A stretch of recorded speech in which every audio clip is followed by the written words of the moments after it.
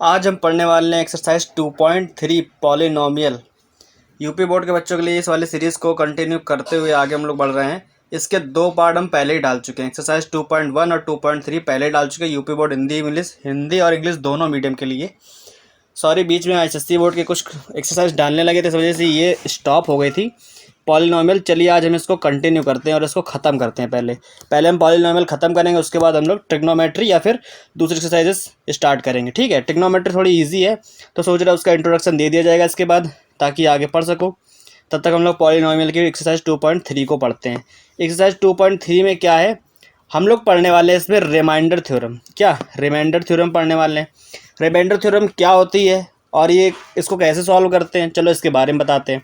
इसको जानने से पहले तुम्हें दो चीज़ें ज़रूर पता होनी चाहिए कि फैक्टर यानी कि गुणनखंड क्या होता है और मल्टीपल यानी कि गुणज क्या होता है। ठीक है, फैक्टर और मल्टीपल, गुणनखंड और गुणज, इन दोनों के बारे में जानना बहुत इंपॉर्टेंट है। इसको हम लोग एक एग्जाम्पल से समझते हैं। एग्जाम्पल क्या है, यहाँ पर एक क्वेश्चन लिखा हुआ है। ठीक है, हम लोग बताते क्या है। ये लिखा है x³ + x² + x। हम लोग क्या करेंगे कि इस पूरे में से x कॉमन कर लेंगे। जब x कॉमन करेंगे तो यहाँ पर क्या आ जाएगा, यहाँ पर आ जाएगा ये x² + x + 1 है। तो यहाँ पर x² + x + 1 और ये पूरा x अलग अलग हो गए, दो चीज़। यहाँ पर दो हम लोग को एल्जेब्रिक एक्सप्रेशन मिल गए। ठीक, तो हम लोग ये बोल सकते हैं कि ये x और ये दूसरा वाला ब्रैकेट x² + x + 1, ये दोनों क्या है, ये दोनों फैक्टर हैं। फैक्टर मतलब ये दोनों गुणनखंड हैं किसके, इस वाले इक्वेशन के। ठीक है, ये x³ + x + 1 के फैक्टर है। हम लोग इसको और इसको फैक्टर कहेंगे इस इक्वेशन का। ओके, और ये दोनों आपस में, ये जो x³ + x² + 1 के दो फैक्टर आए, कौन कौन से, ये और ये दो फैक्टर आए, तो ये दोनों मल्टीपल हैं एक दूसरे के। ठीक है, मल्टीपल और फैक्टर में अंतर पता चला कि ये दोनों क्या हैं, इस इक्वेशन के फैक्टर हैं, लेकिन ये दोनों क्या एक दूसरे के मल्टीपल है। ओके, तो फैक्टर का मतलब क्या, वो इस इक्वेशन के फैक्टर है और मल्टीपल वो एक दूसरे के होते हैं। ठीक है, अब हम लोग आगे आते हैं। फैक्टर और मल्टीपल के बारे में पता चला ना। फैक्टर क्या होते हैं, एक इक्वेशन से दो फैक्टर अलग अलग निकले, दो भी निकल सकते हैं, तीन भी हो सकते हैं, चार भी हो सकते हैं, पांच भी हो सकते हैं, है ना। लेकिन जो मल्टीपल, जितने भी इसके फैक्टर आएंगे, मान लो 2 3 4 5 आए, वो सब एक दूसरे के मल्टीपल होते हैं। ओके, फैक्टर और मल्टीपल समझ में आया। अब इसके बाद हम लोग देखते हैं डिवाइड। डिवाइड पता है ना क्या होता है, डिवाइड जानो क्या होता है। अब हम लोग एल्जेब्रिक एक्सप्रेशन का डिवाइड तो क्लास 8 में पढ़ ही चुके हैं, लेकिन हम लोग इसको एक बार फिर से रिवाइज कर लेते हैं। ठीक, अब जैसे यहाँ पर लिखा हुआ है, फॉर एग्जांपल 3x² + x + 1, इसको हम लोग डिवाइड कर रहे हैं x से। ठीक, इसको डिवाइड कर रहे हैं x से। जब इसको x से डिवाइड करेंगे तो क्या करेंगे, सबके अपॉन में अलग अलग x को लिख देंगे। 3x² के अपॉन में अलग से x के अपॉन में x और 1 के अपॉन में x लिख दिया, है ना। तो यहाँ पर 3x² में से x कैंसिल हो गया तो 3x बचा, x से x कैंसिल हो गया, यहाँ पर 1 बचा, लेकिन यहाँ 1 में x नहीं कैंसिल होगा। ठीक है, यहाँ पर आ गया ये 1/x। अब ये 1/x हो गया, अगर हम लोग x को सीधा करके लिखेंगे तो x की पावर -1 हो जाएगा। तो आएगा क्या, 3x + 1 + x की पावर -1, ये आएगा।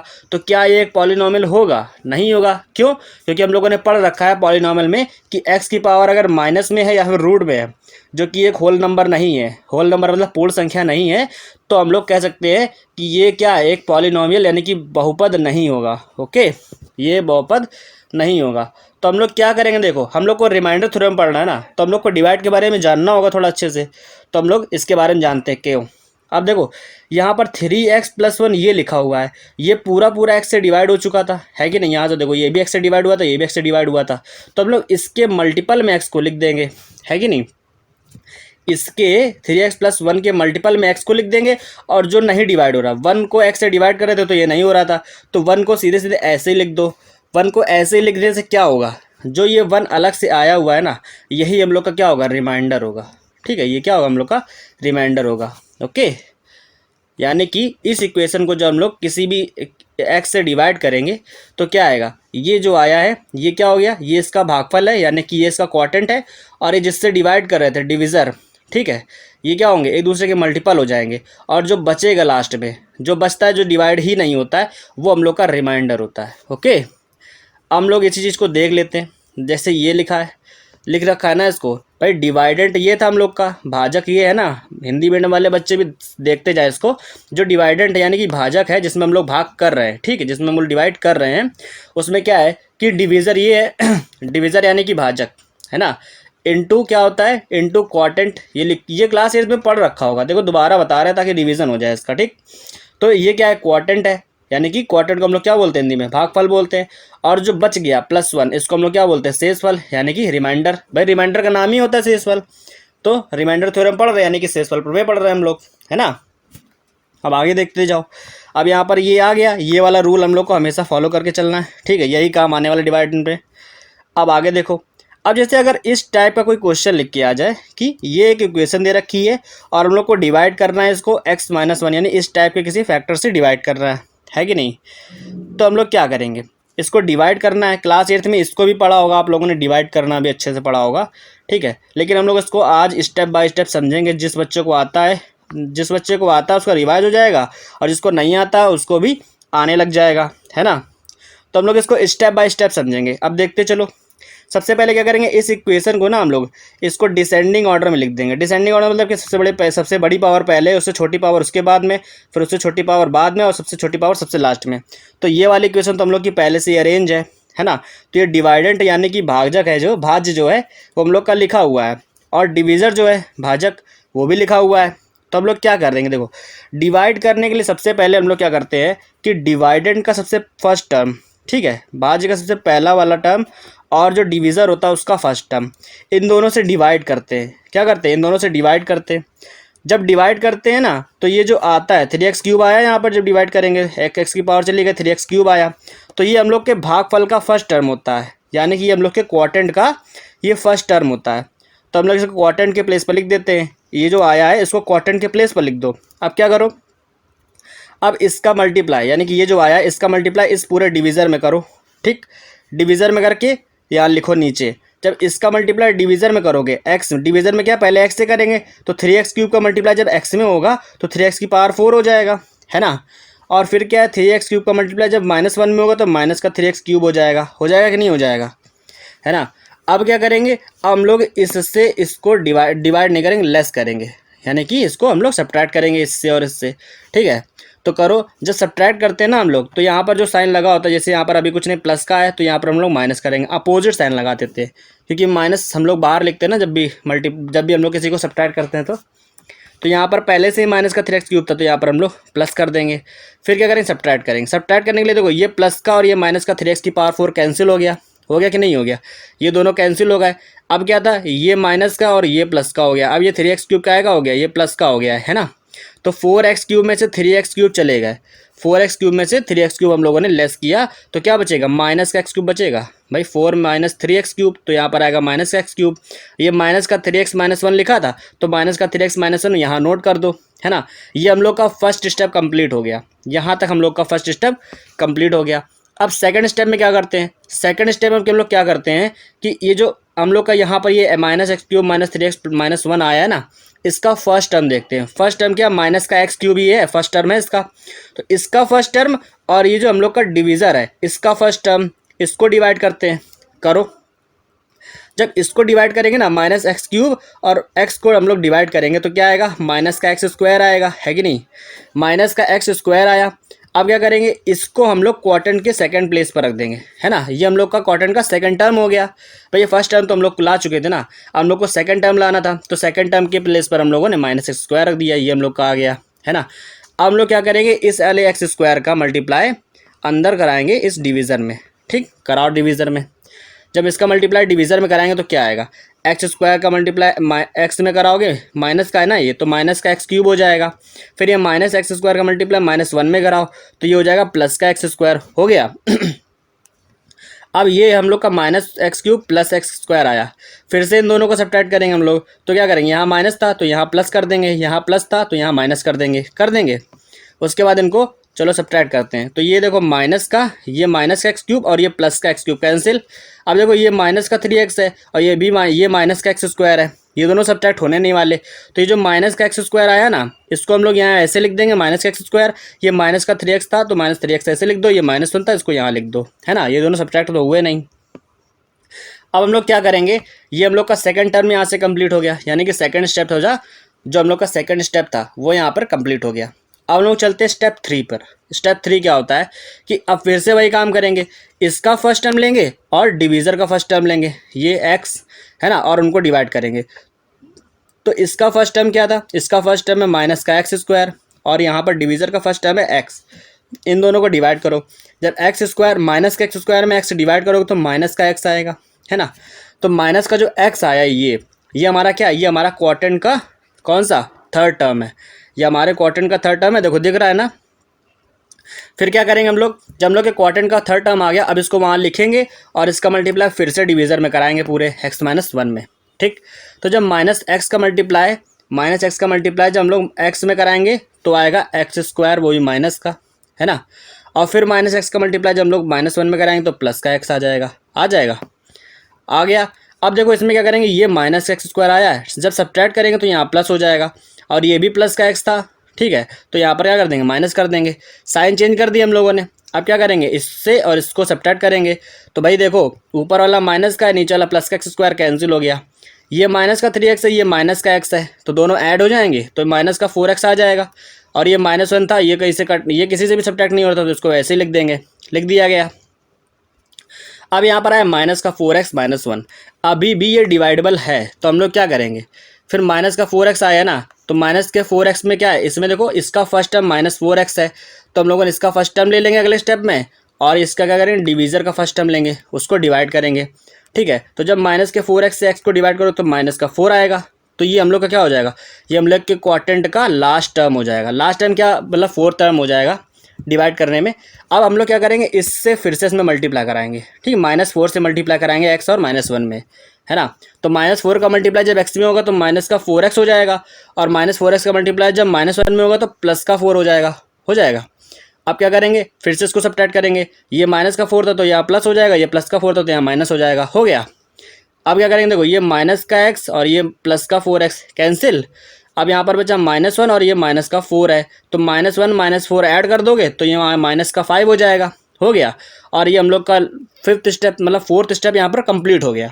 अब यहाँ पर आया माइनस का 5, तो क्या ये डिवाइडेबल है, ये डिवाइडेबल नहीं है, क्यों, क्योंकि हम लोग को डिवाइड करना है x -1 से, तो जाहिर सी बात हम लोग को x तो चाहिए। वहाँ पर क्या है कि -5 के साथ में कहीं x है क्या, यहाँ पर x है ही नहीं, x नहीं है, यानी कि अब ये डिवाइड नहीं हो सकता है, और डिवाइड नहीं हो सकता तो यही हम लोग का क्या है, यही रिमाइंडर है, ये क्या है, यही हम लोग का रिमाइंडर है, यानी कि यही हम लोग का शेषफल है। ये डिवाइड करने का पूरा रूल है, पूरा बता दिया कि किस तरीके से डिवाइड होता है।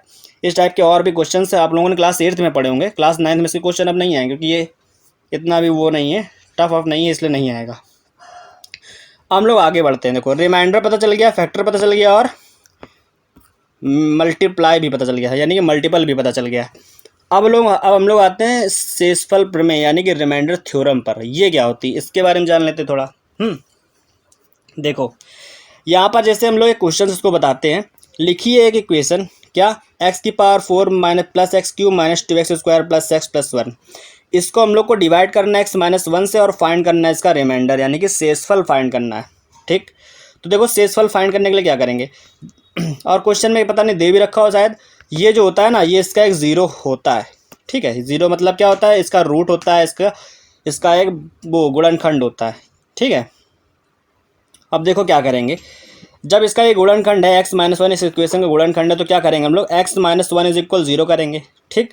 ये इसका एक फैक्टर है ना, तो हम लोग क्या करेंगे x-1 = 0 रखेंगे, और यहाँ से x का वैल्यू निकाल लेंगे। x का वैल्यू क्या आएगा 1, भाई ये इधर आएगा प्लस का 1 हो जाएगा, तो x का वैल्यू 1 हो गया ये। अब क्या करेंगे, इस 1 को हम लोग इस इक्वेशन में पुट कर देंगे, है ना। इस इक्वेशन को हम लोग लिख लेते हैं px = ये इक्वेशन है, तो हम लोग क्या करेंगे, जब x के प्लेस पर 1 पुट करेंगे तो p1 हो जाएगा, है ना। यहाँ पर 1 पुट करो हर जगह, जहाँ लिखा है x⁴ यहाँ पे 1⁴ हो जाएगा, जहाँ लिखा है x³ वहाँ पे 1 का क्यूब, जहाँ पे 2x² लिखा वहाँ 2 × 1 हो जाएगा, यहाँ पे x है यहाँ 1, यहाँ पर 1 था तो यहाँ 1 ही लिखा है, ठीक। अब हम लोग क्या करेंगे, इसको सॉल्व करेंगे, 1 + 1 माइनस का 2 और ये 1 1 2 हो गया ये, है ना भाई। तो ये दोनों कैंसिल हो गए, ये दोनों 2 आ गया, तो रिमाइंडर हम लोग को क्या आया 2। हम लोग क्या करते हैं, रिमाइंडर हम लोग का 2 आ गया, आंसर आ गया, है ना।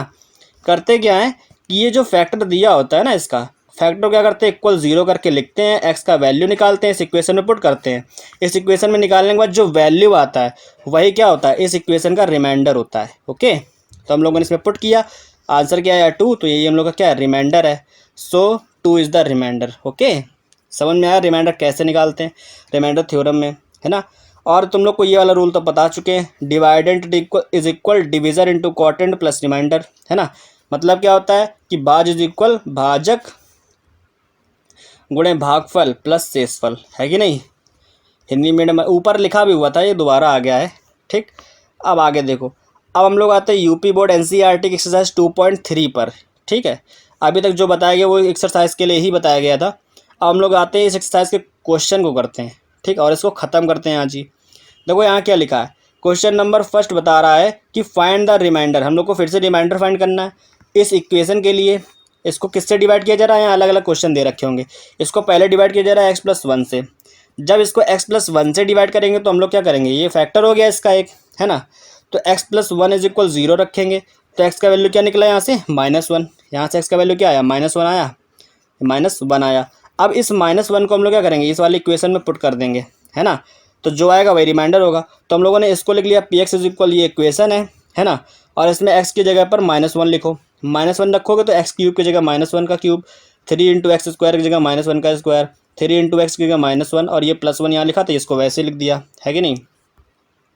आगे देखो, अब क्या होगा, ये -1 का क्यूब तो -1 होगा, 3 इंटू 1 हो गया, प्लस ये 3 इंटू -1 माइनस का 3, और ये वाला +1 ये लिखा है ना। अब क्या होगा, ये +3 ये -3 कैंसिल, ये -1 ये +1 कैंसिल, 0 आ गया। 0 आ गया तो इसका मतलब क्या है कि ये इसका फैक्टर है, और हम लोग का जो रिमाइंडर है वो क्या आया, 0 आया, यानी कि पूरा पूरा डिवाइड हो जाएगा।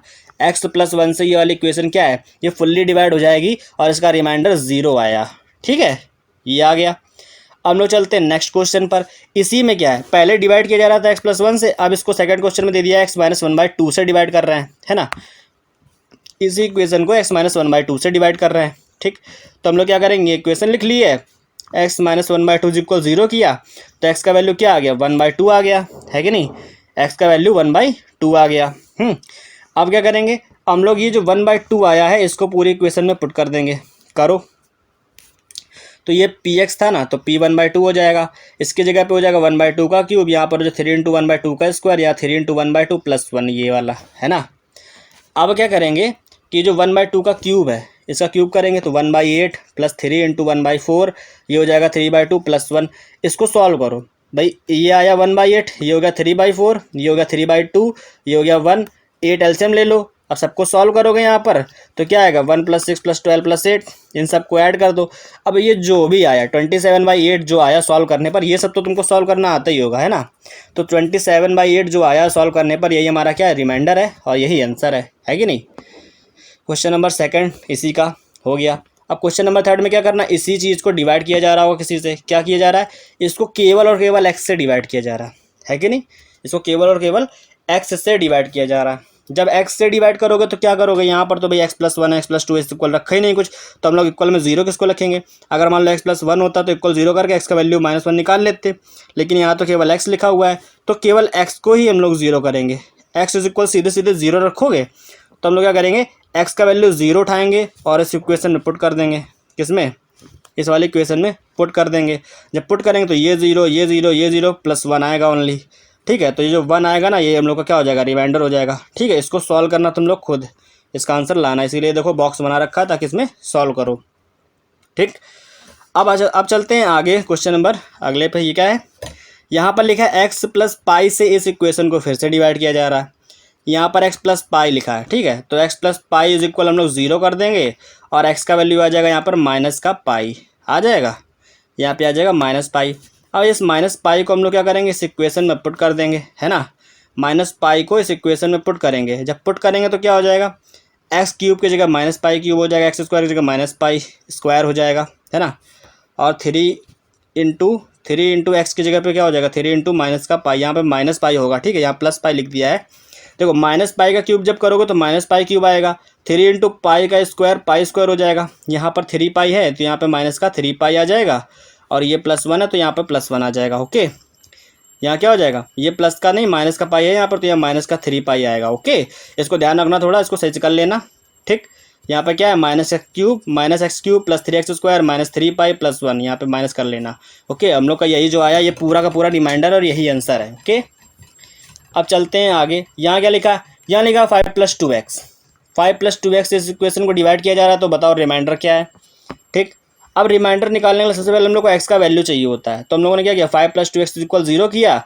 5 को उधर भेजा -5, 2 को अपान में भेज देंगे तो -5/2। x का वैल्यू क्या आया, -5/2। इस इक्वेशन में पुट करो, सॉल्व करो, जो आएगा वही आंसर, इसको सॉल्व करो तुम लोग। क्या आया, -20/8 आया, 27/8। ठीक है, तो ये इसका रिमाइंडर आ गया और इसको सॉल्व करने की कोशिश करना। ठीक है, अभी 2-4 क्वेश्चन बता चुके हैं तो तुम लोग भी सॉल्व कर सकते हो ना। चलते हैं क्वेश्चन नंबर अगले पर। यहाँ पर अगला क्वेश्चन क्या है, फिर से वही है, find the remainder when equation this x² - x³ - ax² + 6x - a is divided by x - a, है ना। हम लोग क्या कर रहे हैं, इस इक्वेशन को इससे डिवाइड कर रहे हैं, तो जाहिर सी बात है वही काम करेंगे, x - a = 0 करेंगे। x का वैल्यू आ जाएगा यहाँ से a, x का वैल्यू कितना आया, a आया। अब इस a को इस वाली इक्वेशन में पुट कर दो, ये वाली, है ना। तो ये वाली इक्वेशन लिखो, यहाँ पर सब में a क्या कर दो, ये वाला a पुट कर दो। जब पुट करोगे तो क्या हो जाएगा, x³ की जगह पे a का क्यूब हो जाएगा, x² की जगह a² हो जाएगा, 6 × x की जगह 6a हो जाएगा, है ना। अब क्या करेंगे, ये a³ है, a³, यहाँ पर माइनस का a × a² है ना, माइनस का ये भी a³ हो जाएगा, ये 6a - a, तो ये दोनों सब्ट्रैक्ट होके 5a हो गया, ये दोनों कैंसिल हो गया, तो ये 0, ये पूरा 5 है। तो आया क्या आंसर, आंसर आया 5a, यानी कि रिमाइंडर क्या है, रिमाइंडर हम लोग को फाइंड करना था, तो रिमाइंडर हम लोग का 5a आ गया, यही आंसर है कि नहीं। है क्वेश्चन ईजी, एक्सरसाइज पूरी ईजी है।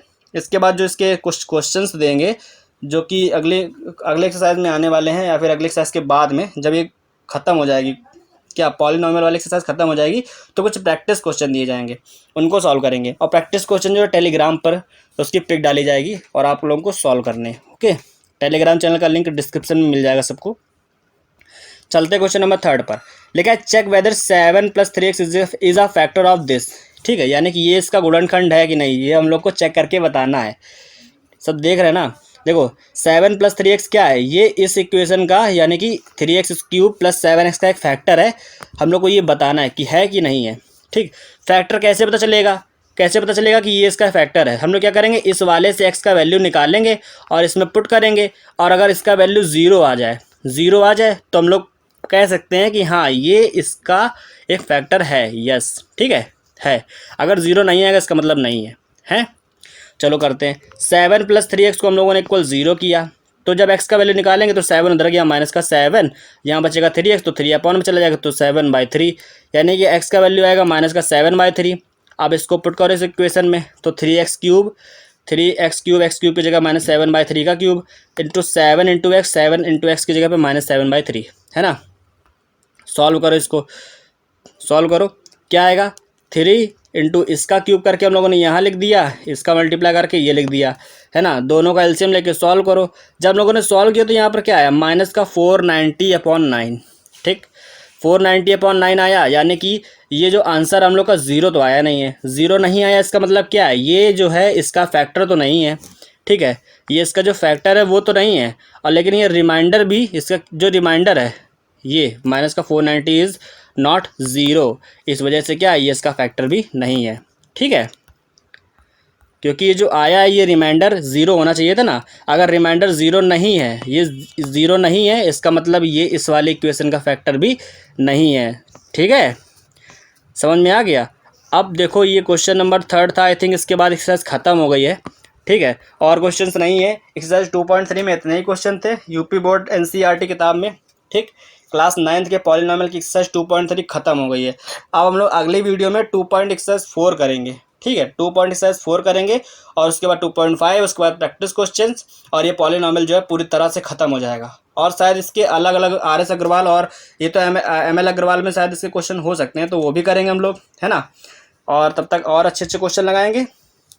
तब तक आप लोग ऐसे ही पढ़ते रहो, और वीडियो अच्छा लगा तो वीडियो को लाइक करो। तुम लोग गलती से अगर नए हो तो सब्सक्राइब करो, वो जो लाल वाला बटन है उस पर अपने जीजा जी फेंक के मारो या फूफा जी, मुझे नहीं पता, बस क्लिक हो जाना चाहिए। और बेल नोटिफिकेशन जरूर ऑन कर लेना। ठीक है, काफ़ी लोग नहीं करते हैं क्योंकि उससे फिर उनको नोटिफिकेशन नहीं आता है वीडियो का। ठीक है, तो उसको ऑन कर लेना। डेली एक वीडियो डालने की कोशिश करेंगे इस चैनल पे।